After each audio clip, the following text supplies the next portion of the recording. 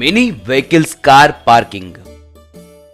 विश्वक नाम का एक लड़का रहता था। वो बहुत समझदार था। उसके बहुत सारे लिलीपुट दोस्त थे। विश्वक हर दिन अपने लिलीपुट फ्रेंड से मिलकर उनसे बातें करते हुए अपना वक्त बिताकर घर चला जाता था।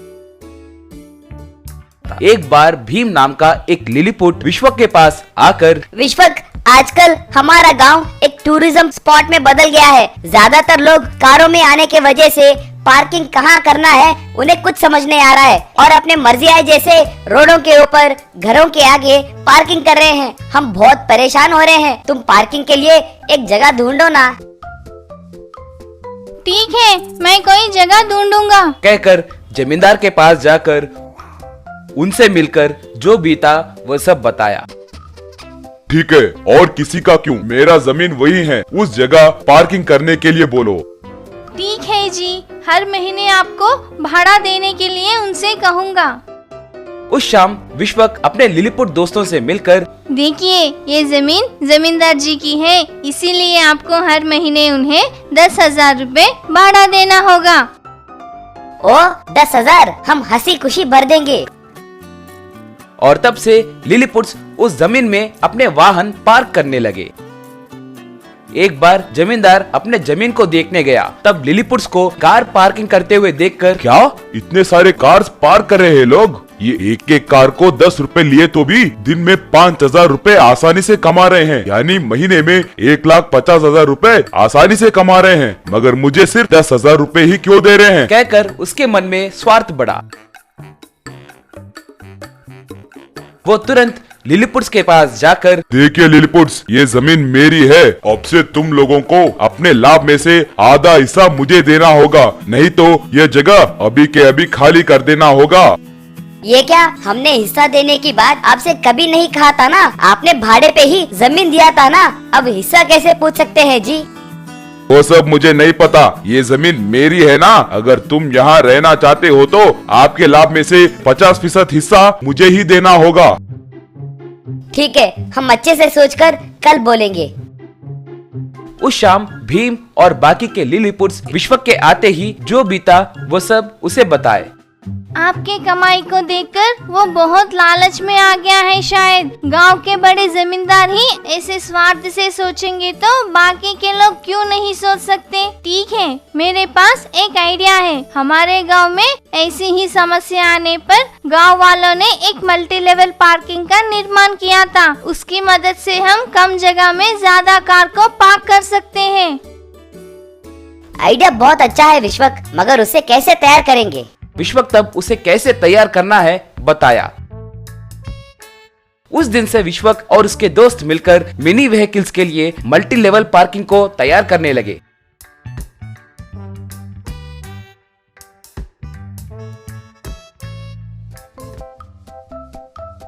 थोड़े दिन बीतने के बाद भीम जमींदार से मिलकर, जमींदार जी, हमारी समस्या दूर हुई है। हमने एक परिष्कार ढूंढ निकाला है। अब से हमें आपकी जमीन की जरूरत नहीं है।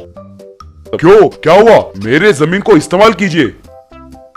जरूरत नहीं है जी, हम मल्टी लेवल पार्किंग बना रहे हैं। उसके बातें सुनकर जमींदार कुछ नहीं कर सका और वहाँ से चला गया। बार्बर बना करोड़पति। बड़ौदा में भुवनदास नाम का एक बार्बर हुआ करता था। उसके पास एक पुराना बार्बर शॉप था। उसमें एक लकड़ी की कुर्सी और छोटा सा शीशा रखा था। भुवनदास को कटिंग करना ठीक से नहीं आता था। भुवन के पिता सूरज दास उससे एक दिन, अरे भुवन, तुम कैसे जियोगे रे? बॉलीवुड हीरो की तरह कटिंग करो, यूं किसी ने कहा तो तुम उसे पूरा टकलाई करके बेच दिए। वो लोगों को ले आया और तुम्हें उन सब से बचाते बचाते मेरी जान निकल गई। अरे हमारे पास सिर्फ ये पुराना खटारा दुकान ही है, इस पर ही तो जीना होगा ना, तुझे, मुझे और हमारे पूरे परिवार को। अब मैं तो बूढ़ा हो गया हूँ, तुम जल्दी ही काम सीखोगे तो ही अच्छा होगा। एक काम करो, चाहो तो मेरे सर के ऊपर प्रैक्टिस कर लो। तुम जैसे हेयर स्टाइल बनाना चाहते हो मेरे सर पर प्रैक्टिस करो। सही नहीं आया तो भी ठीक है, तुम्हारा पिता हूँ ना तो तुम्हें कुछ नहीं कहूँगा। बाप रे पिताजी, क्या मस्त आइडिया दिया आपने। अब से देखना, आज से मैं आपके सर के ऊपर अलग वेराइटी क्राफ्ट सारे प्रैक्टिस करके दिखाऊंगा। आओ कुर्सी पर बैठो। कहकर उसके पिता को जबरदस्ती लकड़ी के कुर्सी पर बिठाकर बाल काटना शुरू किया। काटते हुए कैंची की आवाज से डर रहे थे उसके पिता। डर के मारे वे एकदम दंग रह गए थे। वो देखकर भुवनदास, क्या हुआ पिताजी, इस तरह एकदम दंग होकर बैठे हो? थोड़ा सा हिलो पिताजी। मैं इस तरफ घूमूं तो आपको सर उस तरफ घुमाना चाहिए, तब मैं आपके हिचकी पकड़कर अपने तरफ मुड़ाकर एकदम जल्दी जल्दी क्राफ्ट करूंगा। अरे ये क्या है रे, पिता होकर ही मुझे इतना डरा रहे हो तो तुम्हारे कैंची की आवाजों से आने वाले कस्टमर्स कितना डरते होंगे मैं समझ सकता हूँ। अरे इस डर से ही शायद मुझे दिल का दौरा पड़ जाएगा। खुद के पिता की जान ले लिए ये इल्जाम तुम्हारे ऊपर क्यों आए? आज के लिए मुझे छोड़ दो रे। तुम जाकर रोड पर किसी से मुफ्त में हेयर कट कहकर किसी को पकड़कर उस पर प्रैक्टिस करो बेटा। तुम्हारे आगे हाथ जोड़ता हूँ बेटा, मुझे छोड़ दो, कहकर चले गया। बस यही इन फादर्स का प्रॉब्लम। बच्चों को एंकरेज कर रहे हैं, ऐसे बेकार की बातें घंटों भर करते हैं, लेकिन प्रैक्टिकली बैठकर करवाना कहो तो दिल में दर्द ये वो कहकर निकल जाते हैं। खैर ठीक है, अभी के अभी मुझे कौन मिलेगा।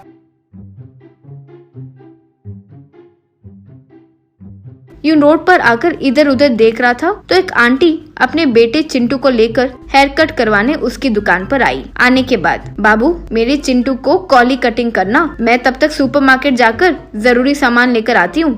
ओ मैडम, ओके वैसे ही करूँगा। आप सामान लेकर आइए, आपके आने तक आपके बेटे को सरप्राइज स्टाइल करूँगा। कोली हेयर स्टाइल क्या चीज है, आप देखोगे तो एकदम दंग रह जाओगे, वैसा हेयर कट कर दूंगा, कहकर उसे भेज दिया। उसके जाते ही भुवनदास चिंटू को कुर्सी पर बिठाकर, क्यों भाई चिंटू, कल से स्कूल में बच्चे तुम्हारे हेयर कट देखकर जलकर राख हो जाएंगे। वैसे अद्भुत हेयर स्टाइल करूंगा। वैसे तुम्हें मैथ्स अच्छे से आती है क्या? अब देखो तुम्हारे सर पर plus minus into divided by सारे किस्म के नए नए क्राफ्ट करूंगा। कहकर उसकी माँ आए जब तक उस लड़की के सर पर plus minus into mark divided by सारे मार्क्स मिलाकर एक वैरायटी वाला डिजाइन बना दिया। वो देखकर चिंटू की माँ, अरे बच्चे को कोई स्टाइल करो बोली तो तुम तो पूरी गणित के सिंबल्स ही डाल दिए, कहकर उसे खूब गाली देकर घर जाकर अपने पति को, जो पुलिस ऑफिसर है, उसे ले आई। वो आकर गन निकाला और भुवनदास के सर पर रखकर, अरे भुवन, एक और बार तुम हमारे एरिया में दिखाई दिए तो तुम्हारे मुंह पर नहीं बल्कि तुम्हारे खोपड़ी के अंदर बुलेट डाल दूंगा। खबरदार, जानते हो ना कि बुलेट अंदर गया तो तुम नहीं जियोगे, कहकर उसे डराया। तब भुवनदास को बगल में ले जाकर सूरजदास, अरे पिता के नाते मैं सिर्फ यही कर सकता हूँ। ये कैंची ले लो और ये कंघी ले लो, ये गांव छोड़कर चले जाओ, कहीं भी जाकर जी लेना। यहाँ आए तो वो पुलिस ऑफिसर तुम्हें मार देगा। कैंची और कंघी लेकर जंगल की तरफ वो चल पड़ा। इस तरह जंगल में चलते चलते वो थक गया और एक पेड़ के नीचे बैठा। उतने में वहाँ एक बिल्ली आई, उसे पास लेकर भुवनदास, अरे बिल्ली यहाँ आओ, मेरे पास से तो कोई भी इंसान हेयर कट नहीं करवा रहा है, तुम्हें तो मैं अच्छे अच्छे क्राफ्ट करूंगा, चुपचाप यहाँ बैठ जाओ, कहकर बिल्ली का हेयर कटिंग करने लगा। जैसे ही उसके काटे बाल नीचे गिरे, वो बिल्ली के बाल सोने के सिक्कों में बदल गए थे। वो देखकर आश्चर्य में पड़ा भुवनदास, ए बिल्ली, ये क्या, तुम्हारे बाल ऐसे सोने के सिक्कों में बदल रहे हैं, ये क्या मैजिक है? मैं बिल्ली नहीं हूँ बेटा, सोना देने वाली देवता हूँ। एक जमाने में एक श्राप की वजह से यूँ बिल्ली में बदल गई। अगर कोई मुझे हेयर कट करता तो मैं अपने ओरिजिनल रूप में बदल जाऊंगी, यूँ कहा गया था। ओहो, ऐसा है क्या? तो इधर आओ, पूरा तुम पर जो बाल है उसे पूरा कट कर दूंगा, कहकर उसका पूरा कटिंग कर दिया। बस उसके आगे भर भर के सोने के सिक्के गिरे। बिल्ली एक देवता में बदल गई और उसे आशीर्वाद देकर गायब हो गई। नीचे गिरे सोने के सिक्के लेकर भुवनदास गांव लौट आया। वो पूरे सोने को बेचकर करोड़पति बन गया था। उन पैसों से अपने पुराने बार्बर शॉप को एकदम महंगे वाले में बदल दिया। एक बड़ी सी कार खरीदकर उस कार में वो दुकान आने लगता था। बस उतना ही नहीं, एक सोने की कंघी, एक सोने की कैंची बनवाकर उसी से कस्टमर्स को हेयर कट करने लगा। वो जितना भी खराब क्राफ्ट करता था, लोग कहते थे, अरे वाह भुवन, क्या मस्त किया भुवन, पहले ही वो सोने के कंघी से बाल कर रहे हो, उसका सुख ही कुछ और है भैया। कितने लोगों को मिलता होगा ये नसीब, बताओ। सोने की कैंची से हेयर कट करवाना कोई मामूली बात थोड़ी है, कहकर उसे ज्यादा पैसे देकर लोग कटिंग करवाते थे। ये सब जब चल रहा था, तब एक दिन पुलिस ऑफिसर उसके पास जीप लेकर आया। वो देखकर सूरजदास डर गया। वो देखकर भुवनदास, पिताजी इतना क्यों डर रहे हो? अरे वही रे, वो पुलिस ऑफिसर ने कहा था कि तुम दोबारा दिखे तो मार डालेगा, इसीलिए डर रहा हूँ। अरे तुम घबराओ मत, उस पुलिस ऑफिसर को हमारे शॉप के आगे सिक्योरिटी के जैसे रखे, यूं ऊपरी ऑफिसर को रिक्वेस्ट किया, इसलिए उसे हमारे दुकान के सामने भेजे हैं। तुम फिक्र मत करो। पुलिस ऑफिसर आकर भुवन को सैल्यूट किया। वो देखकर हंसते हुए भुवन दास, क्यों ऑफिसर, मैं दिखा तो तुम तो मुझे मारने वाले थे ना, फिर किस बात की देरी? आओ मारो।